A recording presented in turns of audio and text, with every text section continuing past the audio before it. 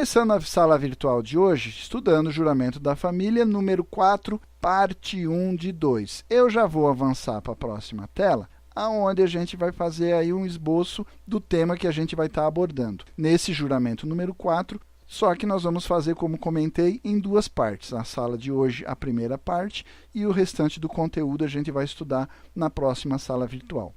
Eu vou fazer a leitura do juramento em português e depois vamos fazendo os comentários por causa das cores que estão ali realçando o texto. Vamos à leitura, por favor. Nossa família, como dona do Cheonilguk, centralizada no amor verdadeiro, jura realizar perfeitamente o mundo de liberdade, paz, unidade e felicidade através da criação de uma grande família em nível cósmico, que é o ideal da criação dos pais celestiais. Esse é o juramento número 4. Aí você já começou a observar que no texto existem palavras e trechos grifados com cores específicas que correspondem ali no texto em coreano à sua tradução. Então, a gente vai comentar primeiro o trecho que aparece grifado ali em cima, no texto em coreano em vermelho. Apesar da ordem estar anterior às outras palavras, na tradução em português você percebe que ela ficou ali quase no final da frase, né? Aquele trechinho onde está escrito uma grande família em nível cósmico. Esse é, de fato, o tema da sala virtual de hoje. Eu vou seguir sempre a ordem que está no juramento em coreano, colocando exatamente a sequência, porque nessa sequência você vai perceber que existe a necessidade de se estabelecer determinado item para que depois, na sequência, os demais aconteçam. Apesar da tradução, você vê ali que, por exemplo, as palavras ali, liberdade, grifada em azul, correspondendo em coreano ao chayuwa. Então, a palavra é chayu. Em verde, paz, correspondendo lá em coreano a pyonghwa. Em português, em marrom, unidade, que corresponde em coreano a tonil. E ali, felicidade, que está em coreano, hanbok.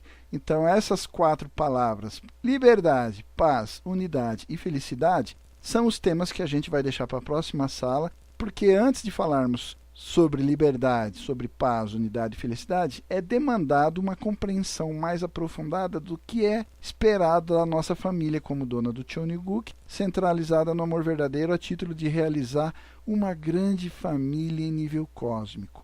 Essa grande família universal, que é, como continua o juramento, o ideal da criação dos pais celestiais. Então, basicamente, ficou nesse esquema. Hoje estudaremos, então, uma grande família em nível cósmico, uma família universal. E aí, na próxima sala, vamos ver o que essa família consegue fazer a título de estabelecer um mundo de liberdade, paz, unidade e felicidade. Vamos avançar para a próxima tela? Na próxima tela, nós vamos então falando especificamente agora sobre o tema de hoje, essa grande família cósmica, essa família universal. Eu vou fazer a leitura para a gente ir formando o conceito do que é demandado da nossa família, buscando realizar essa grande família em nível cósmico. Acompanhe comigo a leitura, por favor. Quando nossa família vive para o benefício dos outros, nosso amor se expande para abranger o universo e, em retorno, o universo abraça nossa família. Isso é um conceito bem genérico e a gente vai aprofundar isso ao longo das próximas telas. Então, fique tranquilo.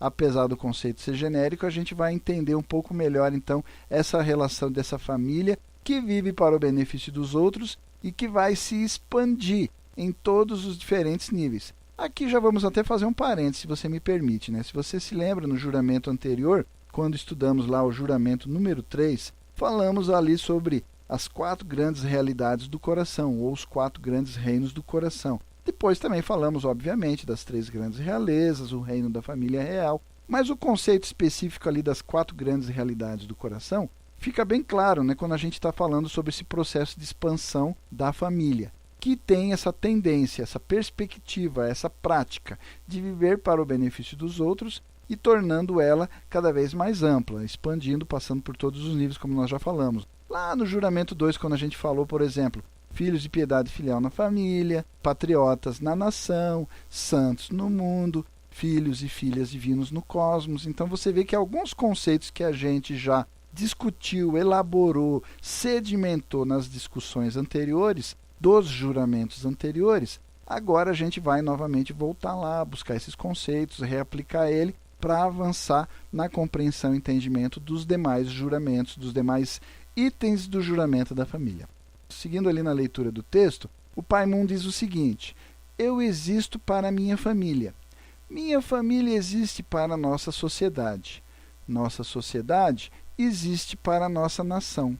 Nossa nação existe para o mundo e todo o mundo existe para Deus. E Deus, então, existe para você e para mim, para toda a humanidade. Neste grande círculo de dar e receber, há harmonia, há unidade e há um processo eterno de crescente prosperidade. Além disso, sendo que neste circuito toda a existência cumprirá seu propósito de criação, há então, por conseguinte, a abundante e profunda alegria. Este é o reino do céu, no qual fluem sentimentos de felicidade. É um trechinho que a gente tirou lá do livro A Vontade de Deus e o Mundo, lá na página 125. Esse livro está disponível também para você fazer download lá no site unificacionista.com, tá bom? Mas esse trechinho é interessante porque você vê que ele forma ali na sua elaboração, quando o nosso pai fala desse circuito, que ele dá uma volta completa. Você vê que ele parte de mim para a família, da família para a sociedade, sociedade para a nação, da nação para o mundo, do mundo para Deus e volta de novo de Deus para mim, para você, para toda a humanidade. Então é um circuito de dar e receber, aonde surge por conseguinte a harmonia, a unidade, essa prosperidade num ciclo eterno. Você vê que interessante a importância desse circuito, fechando toda essa volta, passando por cada um desses níveis, abrangendo cada vez mais amplos níveis na sequência, né? Mas eu vou detalhar isso melhor. Então vamos passar já para a próxima tela?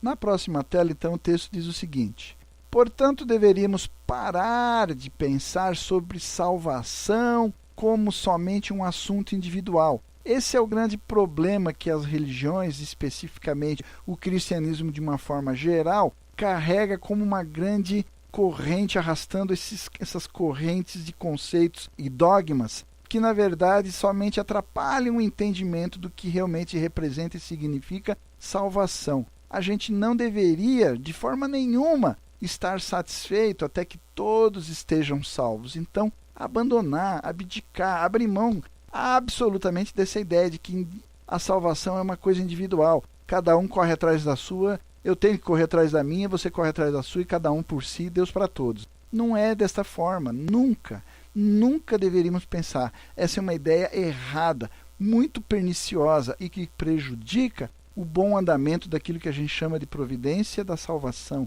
a obra que o cristianismo deveria estar promovendo a nível mundial, de realmente criar uma única e grande família cósmica, uma grande família universal, transformar toda a humanidade como irmãos e irmãs, filhos do mesmo Pai. Desta forma, nos conectamos com o coração de Deus, que, como nosso Pai Celeste, quer que cada um de seus filhos desfrute da vida divina. Vivo eu, diz o Senhor Deus, que não tenho prazer na morte do ímpio, mas em que o ímpio se converta do seu caminho e viva. Isso está lá na Bíblia, então você observa que Deus não pode se comprazer, ele não pode sentir prazer em enxergar uma situação, um contexto onde alguns estejam salvos em detrimento da maioria que vai sofrer as punições e a condenação do purgatório, do fogo do inferno e assim por diante. É inconcebível, é inaceitável. Nós precisamos abolir de forma definitiva essa ideia de que salvação é um assunto individual. Senão não podemos sequer pensar no que realmente representa essa expressão dentro do quarto juramento, lá no finalzinho, onde fala construirmos, criarmos uma grande família em nível cósmico, essa grande família universal. Vamos avançar para a próxima tela?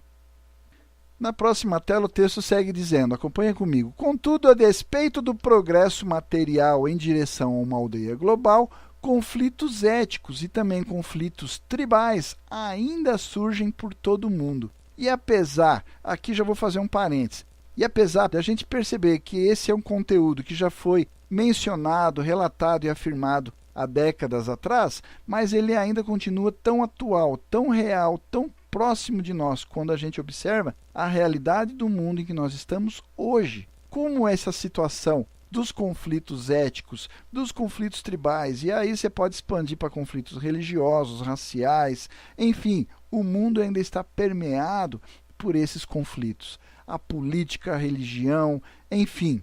O que está faltando para o mundo alcançar plenamente uma consciência planetária é a prática do amor fraternal. Isso é muito importante. Todas as religiões apregoam isso, defendem isso, têm isso como premissa para o bom relacionamento humano em esfera mundial, na escala global. É a prática do amor fraternal, mas a sua realidade e a sua realização parece uma coisa quase que inalcançável. Como está lá escrito no Princípio Divino, lá na página 59, a versão digital, trecho que eu citei, eu peço que você acompanhe a leitura. As pessoas dos 6 continentes estão cruzando os oceanos à procura de amizade e amor fraternal. Entretanto, uma família somente pode ser formada quando há um pai e uma mãe.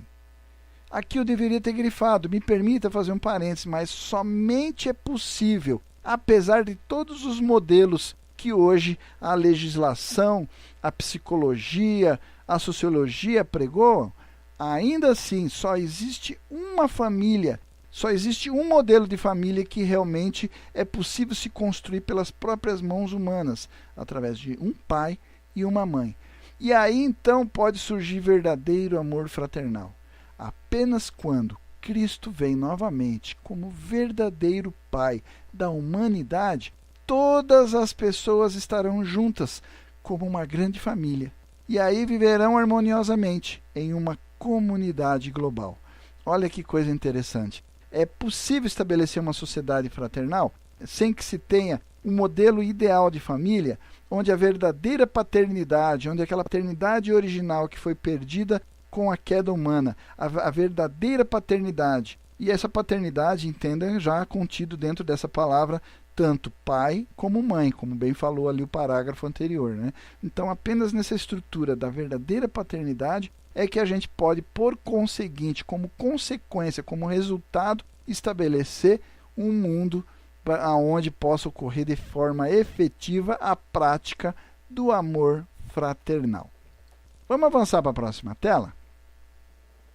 Como discutido anteriormente em conexão com as 4 grandes realidades do coração, ou os 4 grandes reinos do coração lá no terceiro juramento, o amor fraternal ele é fomentado a partir do amor dos pais, pelo amor dos pais. No amor paternal de Deus e também no amor paternal a partir de Cristo, o Messias, o Cristo Salvador, o amor fraternal entre todas as pessoas pode realmente desabrochar. Não há como falar sobre amor fraternal sem a prática dessa estrutura familiar, onde eu possa primeiro ter aprendido a receber o amor paternal, seja ele dos meus pais verdadeiros, ou seja de Deus ou do Cristo. Então, veja que coisa interessante. Apesar de todo mundo falar, como eu comentei na tela anterior, sobre amor fraternal, apesar de todas as religiões, apesar de especificamente o cristianismo falar sobre a importância da fraternidade, do amor fraternal, como isso é uma coisa tão inalcançável.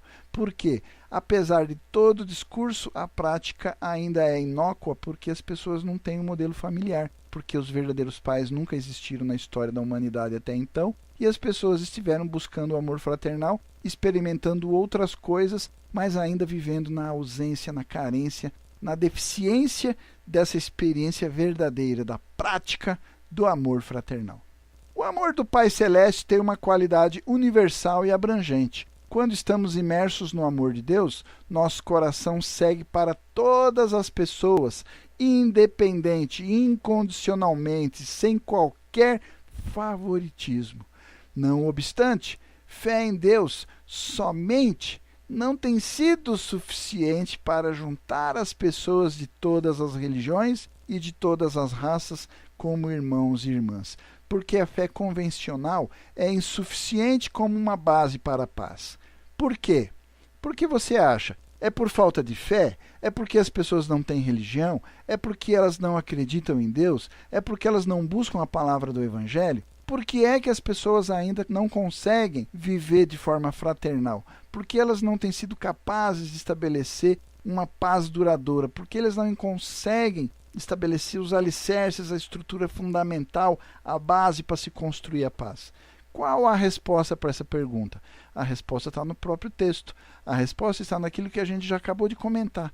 Porque, enfim, sem se estabelecer o modelo da família, sem se estabelecer aquela realidade dos 4 grandes reinos ou das 4 grandes realidades do coração, amor paternal, amor conjugal, amor fraternal e amor filial, é impossível conceitualmente, é impossível simplesmente lançar mão da palavra fraternal e lançar ela ao vento como se fosse fácil a pessoa experimentar e praticar uma coisa que ela sequer conhece, que ela sequer conseguiu experimentar já na sua vida tenra, desde os primeiros anos na sua família, como filho, como irmão, e aí passando por todos os níveis das 4 grandes realidades do coração. Dá para perceber aonde a gente quer chegar com esses questionamentos? Qual é o nosso alvo nessa discussão?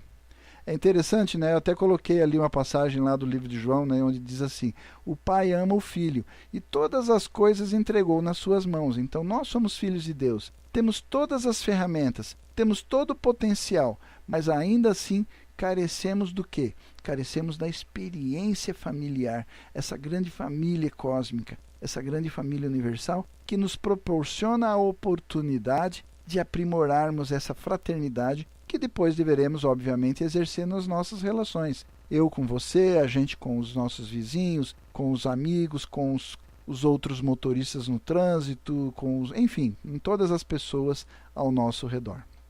Vamos avançar para a próxima tela?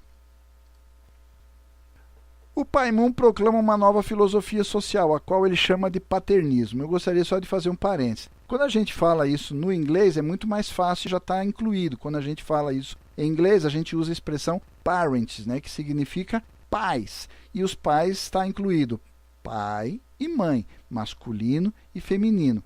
Normalmente, se você traduzir ao pé da letra paternidade, a gente tem assim aquela tendência quase que natural pela forma como o português é construído, de pensar que a paternidade se referiria apenas ao lado masculino, a paternidade, enquanto o lado feminino estaria englobado apenas no aspecto maternidade. Então me permita só fazer esse parênteses, querendo dizer que o paternismo ali, na verdade, está pensando exatamente no aspecto mais abrangente, ou seja, englobando papai e mamãe, masculino e feminino. Voltando ao texto, então, essa expressão nessa filosofia social a qual ele chama de paternismo, que clama aos líderes da sociedade para agirem com a mentalidade de verdadeiros pais, para abraçar e harmonizar os irmãos em disputa, negros e brancos, direita e esquerda, enfim. Quando a qualidade de verdadeiro amor paternal encher o discurso político, oradores políticos olharão já com empatia para os argumentos de seus oponentes, ao invés de demonizá-los. As disputas serão resolvidas com civilidade e compromisso. Aí você já faz um parênteses e começa a se perguntar, analisando aquilo que a gente vê no dia a dia, nas relações, por exemplo, como citado no texto, entre políticos, né? A gente poderia estender isso para qualquer outra classe de liderança da sociedade, liderança religiosa, liderança econômica, liderança acadêmica, mas enfaticamente, ao que diz o texto ali, ele fala sobre as lideranças políticas. As relações nesse meio são harmoniosas? Eles se respeitam? Existe realmente empatia quando um ouve o argumento do outro, respeitando o argumento do outro, ao invés de demonizá-lo, como fala o texto? Como são resolvidas essas disputas? Todas elas sempre são resolvidas com civilidade? Existe compromisso? E se existe compromisso, esse compromisso é com quem? É compromisso com os meus interesses ou com os interesses do grupo sempre maior, pensando naquele argumento do amor verdadeiro que demanda viver para o benefício dos outros? Interessante, né? Então, essa visão paternista, né, a ideologia, essa filosofia social que o verdadeiro pai lançou como solução para todas as mazelas sociais, ela traz essa conotação, colocando os líderes nas mais diferentes áreas para que eles se posicionem como verdadeiros pais, para que eles olhem para as pessoas que estão subordinadas a eles com esse olhar paternal, com esse amor, essa postura de responsabilidade, de zelo, de cuidado. O Pai Mun disse uma coisa muito interessante, olha só, democracia é internacionalismo, mas o que ele está falando ali nessa filosofia social, paternismo, é ainda mais elevado. Se você disser, não, democracia é muito abrangente, ela está em nível internacional. A maioria dos países do mundo defendem, apregoam, se colocam como democracias. Mas o paternismo, ele assume uma posição ainda mais elevada. Ao saber que a era do paternismo está chegando, vocês podem escolher Deus através de uma eleição? Então, como é que a gente vai colocar Deus lá? Como é que Deus assumiu a sua posição? Foi num sistema democrático de escrutínio, onde você foi lá e pegou uma urna eletrônica ou fez lá, preencheu um voto e colocou dentro de uma urna para que alguém pudesse fazer a contagem? Não. Democracia tem o potencial para criar uma cultura de desconfiança. Isso são palavras do Reverendo Moon.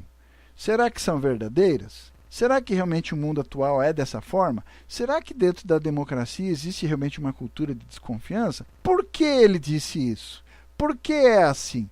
Basicamente, a democracia premia as pessoas que agem para seu próprio interesse. Quanto mais hábil, quanto mais capaz, quanto mais eloquente, quanto mais recursos materiais essa pessoa tenha, mais ela pode ser aceita pela maioria, se colocando para que ela seja analisada e depois eleita através de uma eleição, entre aspas, democrática. Só que o que acontece? As pessoas empregam o engano, elas usam da mentira, elas também usam difamar os seus rivais, os seus oponentes. Elas também vão mobilizar um grande poder financeiro e uma grande mão de obra. E quanto mais capacidade de mobilizar esses recursos eu tenho, mais bem aceito com certeza é você dentro desse sistema, entre aspas, democrático. Enfim, qualquer dessas coisas, a fim de avançar a sua causa pessoal. Ou seja, apesar da democracia ser, entre aspas, governo do povo, para o povo e pelo povo, mas as pessoas elas acham que escolhem os melhores. Os melhores, qual o critério para você escolher os melhores? Se essas pessoas podem estar na hora de colocar a sua imagem para ser analisada pelo povo, ela pode estar usando engano, mentira, difamando, mobilizando grande poder financeiro, recursos de mídia. Tudo isso são ferramentas que, infelizmente, a democracia nos permite utilizar para criar uma imagem. Aquela pessoa é realmente assim ou ela criou uma imagem que você vai ter como referência e vai acabar votando? Depois você descobre que aquela pessoa não era nada daquilo. Qualquer semelhança com casamento é mera coincidência, né? A gente vê isso acontecendo às vezes no casamento, né? As pessoas namoram, as pessoas vão até a fase do noivado, ficam anos ali, né, naquela situação, e depois que se casam, às vezes começam a surgir os conflitos e você escuta um dizendo sobre o outro. Nossa, aquela pessoa mudou, ele mudou, ela mudou, ele não era assim, ela não era assim. Mudou? Na verdade não mudou. Você casou com uma imagem. Aquilo que a pessoa queria mostrar para você sobre si mesma. Aquilo que realmente ela é, ela não mostrou para você totalmente. Assim também às vezes acontece na democracia, né? E aí o nosso pai fala isso tão claramente num discurso lá da década de 90, né? Que coisa fantástica. Vamos avançar para a próxima tela? Verdadeiros líderes paternais não são o tipo de políticos cujo regime tirânico e opressivo foi corretamente criado por todos os teóricos democráticos. Então você pode lá, por exemplo, né, juntar vários acadêmicos aí, teóricos que estudaram vários autores e reuniram vários pensadores e pegaram as suas ideias e aí elaboraram um modelo que está sendo aplicado. Ainda assim, ele pode estar estabelecendo, como ele fala no texto, um regime tirânico e opressivo. A soberania de Deus tem a qualidade raramente vista neste mundo, porque é centrada no amor verdadeiro, cuja lógica é viver para o benefício dos outros. A democracia não traz esse paradigma. Ela não se baseia nessa premissa. Não se baseia na premissa do amor verdadeiro. Não se baseia na premissa de que eu estou aqui exercendo uma função pública, mas o meu objetivo é criar, proporcionar, oportunizar um ambiente que venha a ser satisfatoriamente propício para dar felicidade para as pessoas a quem eu represento. Infelizmente, essa não é a premissa, essa não é a perspectiva de quem exerce cargos públicos no mundo atual, né? Em uma democracia, a qualidade de liderança depende inevitavelmente, inexoravelmente da maturidade e da virtude de seus cidadãos. Da maturidade e da virtude de seus cidadãos. Eu vou fazer um parênteses aqui, você me permite? A gente no ambiente, quando falamos sobre gestão de pessoas, a gente usa muito aquele sistema que é uma sigla, né? Que em português ficou bem interessante, é a sigla CHA, C-H-A. Ou seja, para que a pessoa possa ser um bom profissional, para que ela possa ser inclusive um bom líder, para que ela possa exercer uma certa função de responsabilidade, ela precisa reunir as 3 palavras que estão abreviadas por essas 3 letras. C-H-A, o CHA, que é conhecimento ou competência, habilidade e atitude. Então, às vezes, a pessoa reúne conhecimento, ela tem competência, ela tem as habilidades demandadas, mas a sua atitude é questionável. É exatamente o que ele está falando ali. A qualidade da liderança depende da maturidade e da virtude de seus cidadãos. Então, você às vezes olha para determinados líderes, em qualquer área, tá bom? Não fique preso somente no conceito político como o texto está seguindo. Você pode pensar líderes religiosos, líderes econômicos, líderes acadêmicos, enfim, qualquer liderança na sociedade do mundo atual. Essas pessoas que estão nessas posições, elas são pessoas que têm muito conhecimento, ou seja, elas têm competência, elas têm muita habilidade, ou seja, estão muitos anos trabalhando com aquele assunto, dentro daquele tema, têm muitas habilidades reunidas para o exercício daquela função. Mas qual é a atitude? A quem ela está atendendo? A que interesse ela está atendendo? Qual é o objetivo naquela função? Qual é realmente a proposta dela? Qual é a sua maturidade? Quais são as virtudes? Entendeu? É bem interessante isso, né? E essas 3 letras são muito importantes, essas 3 aptidões ali, conhecimento, habilidade e atitude, são fundamentais para o exercício de qualquer coisa. E não é diferente dentro da nossa igreja, dentro da nossa comunidade e dentro da nossa própria família. Quando a sociedade é povoada por famílias corretas e divinamente amorosas, que manifestam verdadeiro amor paternal, algumas entre elas se levantarão para posições de liderança e se tornarão os pais da nação.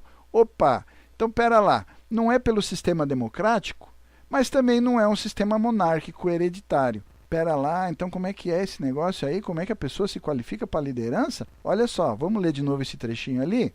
Quando a sociedade estiver, vamos fazer uma suposição, quando a sociedade humana estiver povoada por famílias corretas, divinamente amorosas, ou seja, que praticam o amor verdadeiro, que vivem centralizadas no amor verdadeiro, que manifestam principalmente esse amor paternal em relação aos demais, algumas entre elas vão surgir, vão ser levantadas, vão ser elevadas, vão ser reconhecidas para posições de liderança e se tornarão os pais da nação. É uma coisa unânime, é um reconhecimento, é a colocação de uma forma eleitoreira? Não. Vai ter distribuição de santinho e compra de votos? Não. Vai ter escrutínio? Não. É simplesmente por aclamação. É o reconhecimento que as pessoas têm de que aquela família ou aquela pessoa tem competência, habilidade e atitude, ou seja, maturidade e virtude, para exercer a liderança de forma natural, de forma espontânea, sem imposição, sem enganação, sem uso do poder econômico ou qualquer outra coisa que o valha, não é verdade? Vamos avançar para a próxima tela? A família universal abrangendo céu e terra. Então, veja só, o juramento ele usa essa expressão, né, quando você lê lá no quarto juramento, lembra que a gente mostrou lá nas primeiras telas? A criação de uma grande família em nível cósmico. Aqui a palavra cosmos, a gente já discutiu em outras salas virtuais, ela basicamente significa o quê? Por que a gente usa essa palavra cosmos? Lá no coreano a gente usa a expressão Cheonju, eu vou mostrar mais adiante ali no texto. Cheonju, onde a gente lê cosmos, na verdade ele está se referindo sobre as duas realidades, o mundo como a gente estuda lá no princípio da criação, o mundo invisível e o mundo visível, o mundo incorpóreo e o mundo corpóreo, ou basicamente, né, no contexto mais cristão, né, céu e terra. Então, essa família universal que abrange céu e terra, o que realmente ele quer dizer? Qual o significado das palavras família universal abrangendo céu e terra? Ou como está lá no juramento mais especificamente, mais fielmente, vamos dizer, uma grande família em nível cósmico. Literalmente em coreano está lá, Cheonju Dekajok. Cheonju Dekajok significa o quê? Cheonju é a expressão cósmico, ou seja, que abrange céu e terra. T significa grande e Kajok é clã, né? Normalmente a gente fala Kajon se referindo à família, mas Kajok é clã, ou seja, a família estendida. E aí, quando a gente fala isso, o que a gente está querendo dizer uma família estendida? Então, não é só o pai, a mãe e os filhos, os irmãos, mas aí vai incluir todos os demais familiares ali num escopo um pouco mais estendido, ou seja, vem os primos, tios, tias, cunhado, enfim, até mesmo familiares um pouco mais distantes vão estar dentro desse contexto, ou seja, se conecta por esse coração. Por isso a expressão lá, ele fala Chonju de Kajok, então uma grande família cósmica, ou seja, uma grande família que abrange céu e terra. Ou como a gente colocou ali nessa nova versão aí, não é tentando adulterar o que está no juramento, tá? É uma forma um pouquinho mais compreensível quando a gente fala a família universal que abrange céu e terra. Família universal porque é uma grande família, uma família estendida, né? Ele coloca ali em coreano Kajok, e abrangendo céu e terra porque tem a expressão cósmico Chonju. Isso também inclui a linhagem e até mesmo a ancestralidade da família. A família universal, então, o Kajok, o Chonju Kajok, expressa a solidariedade dos muitos clãs do mundo compartilhando os mesmos laços de coração uns com os outros.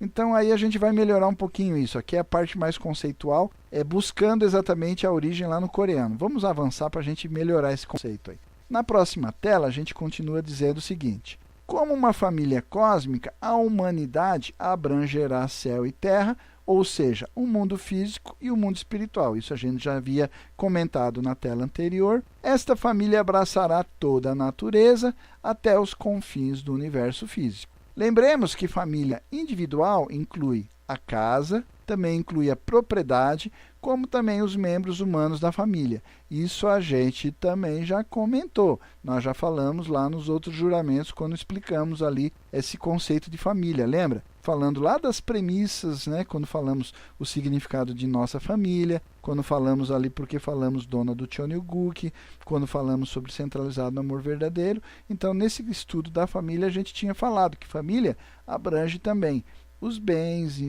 abrange também, às vezes, até mesmo os animais de estimação. Então, tudo isso faz parte desse conjunto que nós chamamos de família universal. Da mesma forma, o planeta Terra é o lar da humanidade, a família global, agora no escopo maior. A Terra é nossa mãe, provendo sustento para a nossa vida física. Seus animais e plantas são todos criaturas de Deus. Então, é só para posicionar em relação ao que nós estamos nos referindo quando falamos família universal, essa família que abrange céu e terra. Dentro dela está todo o escopo ali, não apenas humano, porque além da família global, toda a humanidade também está inserido nesse contexto, representando a casa, representando a propriedade, o próprio planeta, ou seja, todos os entes que compõem o nosso planeta.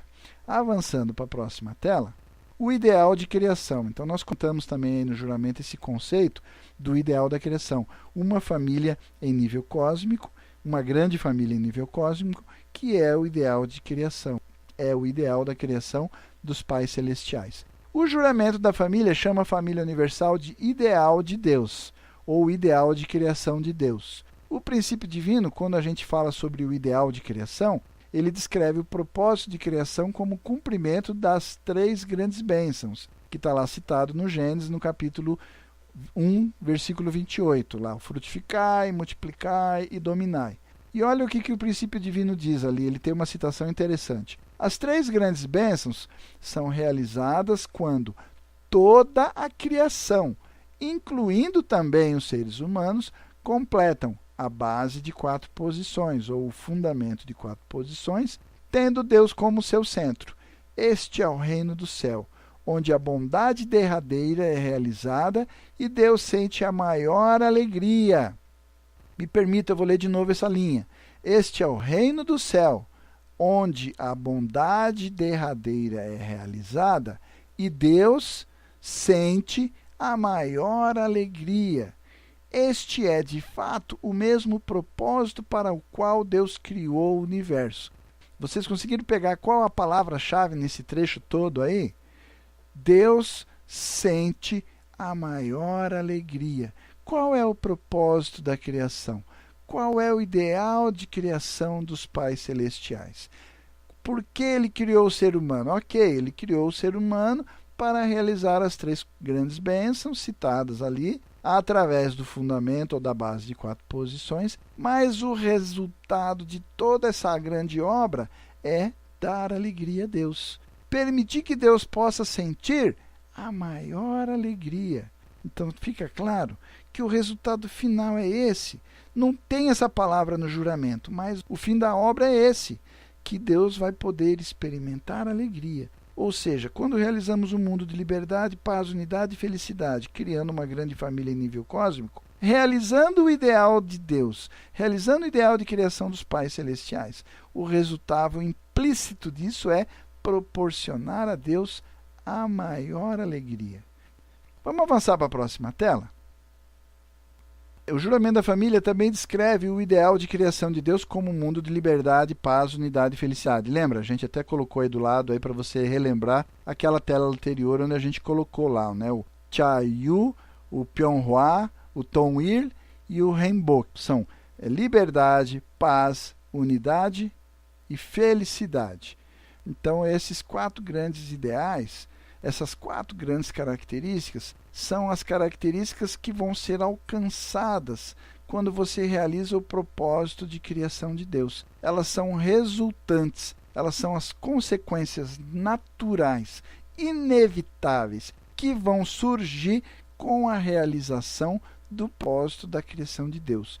Quando você estabelece essa família universal, essa grande família em nível cósmico, que realiza o ideal da criação de Deus, o resultado natural, inexorável da realização disso é um mundo de liberdade, um mundo de paz, um mundo de unidade e um mundo de felicidade. Deus criou os seres humanos com 4 grandes propósitos. Primeiro, encarnar a imagem de Deus no mundo, ser um templo de Deus. Segundo, ser as amadas contrapartes de Deus, os parceiros de Deus, que podem compartilhar o seu amor. Terceiro, multiplicar a existência de Deus, um ser semelhante de Deus no mundo através dos seus descendentes. E como fim, o 4º item é capacitar todo o universo também a cumprir o seu propósito de criação original, aquele propósito estabelecido por Deus. O reino do céu, então, é um mundo que cumpre esses 4 propósitos divinos.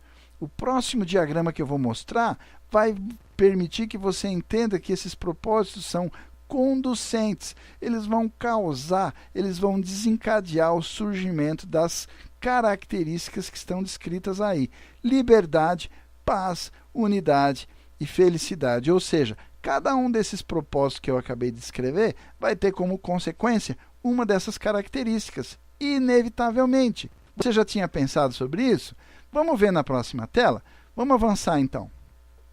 Primeiro, vamos falar então aí sobre esse primeiro propósito que eu acabei de comentar. Deus criou os seres humanos com o potencial para se tornar a imagem e semelhança de Deus. Está lá no capítulo 1 do Gênesis. E também lá no Evangelho, Jesus fala lá em Coríntios, né, 1 Coríntios, que o ser humano foi criado para ser o templo de Deus, como templos de Deus. Consequentemente, como templos de Deus, nós devemos manifestar a nossa natureza original, a natureza original concedida por Deus. Em particular, isto significa que nós devemos alcançar a perfeição do amor, como Jesus falou lá no Evangelho também. Amai os vossos inimigos, para que sejais filhos do vosso Pai que está no céu, porque ele faz com que o seu sol se levante sobre maus e bons. Sede vós perfeito, como é perfeito vosso Pai que está lá no céu. Uma vez que manifestamos a imagem divina, nos tornamos amigos, nos tornamos benfeitores para todos os seres da criação. Ninguém desejaria se opor a nós. Portanto, teremos liberdade para agir de qualquer forma que escolhamos. Onde está o Espírito do Senhor, aí há liberdade. Pessoas que manifestam a imagem divina são, de fato, realmente livres. Então, dá para perceber a relação do que nós falamos? O primeiro propósito qual era? Se tornar a imagem de Deus. Se tornando a imagem de Deus, qual é a realidade que você cria? Você estabelece um mundo de liberdade. É o resultado inevitável de se tornar a imagem de Deus, o estabelecimento de um mundo de liberdade. Na próxima tela, vamos passar para o próximo item. O segundo propósito que nós comentamos é que Deus criou os seres humanos como seus parceiros de amor, suas contrapartes de amor. Quando uma família participa no amor de Deus, haverá paz e harmonia entre todos os membros desta família. Da mesma forma, quando o amor de Deus se torna distribuído entre todos os filhos de Deus, o mundo será preenchido com a paz de Deus. Então, quando você é parceiro de Deus, quando você reciproca com Deus amor verdadeiro, a harmonia vai imperar e um mundo de paz é a consequência. A partir do momento que nós nos tornamos parceiros do amor de Deus, a harmonia, o dar, receber, complementar, integrando e complementando todos os seres, vai criar então o que nós chamamos aí um mundo de paz. Entendeu? Vamos avançar para a próxima tela? Terceiro propósito, Deus criou os seres humanos para se multiplicarem e encherem o mundo com os filhos de Deus. Quando cada ser humano encarna a imagem de Deus, a expansão da família humana multiplica a existência de Deus no mundo, ou seja, gera uma descendência, a imagem e semelhança. Homem, mulher se unindo, centralizados em Deus. Como parceiros do amor de Deus, vão gerar vida. Essa nova vida é a perpetuação e multiplicação da própria existência de Deus. Em um mundo onde Deus está em tudo e também em todos, não pode haver nenhuma divisão, porque todos fazem parte do mesmo corpo. Todos fazem parte da mesma estrutura. Então não pode haver nenhuma divisão, não pode haver nenhuma barreira entre as pessoas. Os filhos de Deus naturalmente vão formar uma unidade quando cada pessoa, de fato, concreta e substancialmente, puder experimentar o coração de Deus se movendo dentro do seu próprio peito, dentro do seu próprio coração.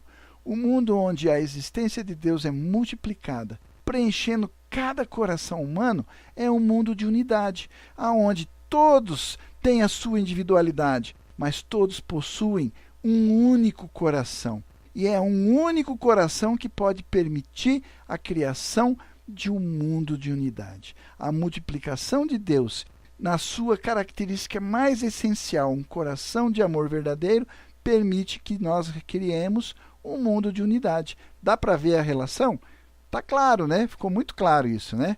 Vamos para o quarto item, na próxima tela.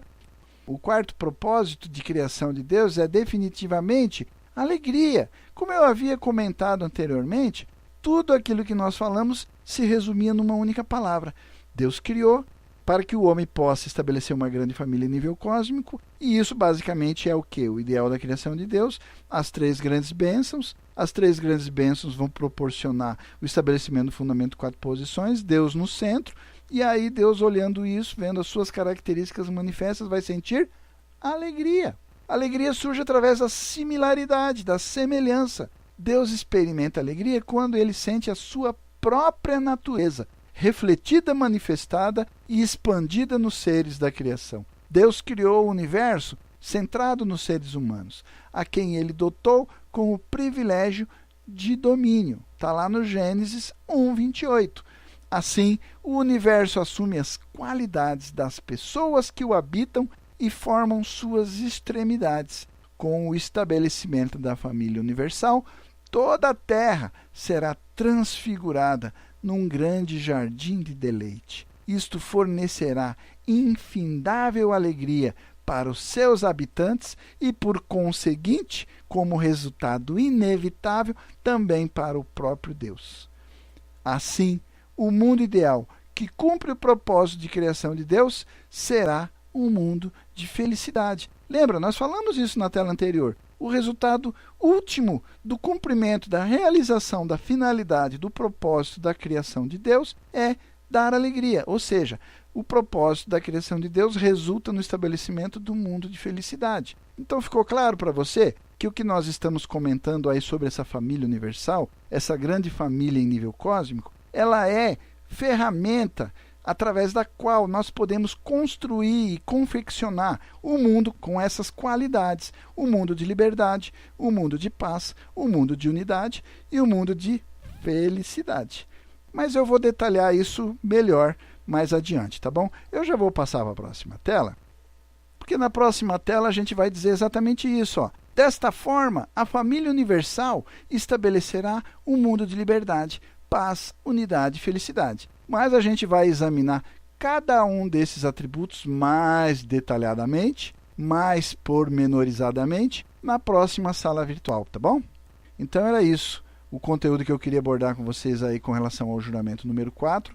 Ficou dividido dessa forma, né? Eu já vou passar para a próxima tela, porque na próxima tela a gente sempre mostra aquele esqueminha para você se posicionar.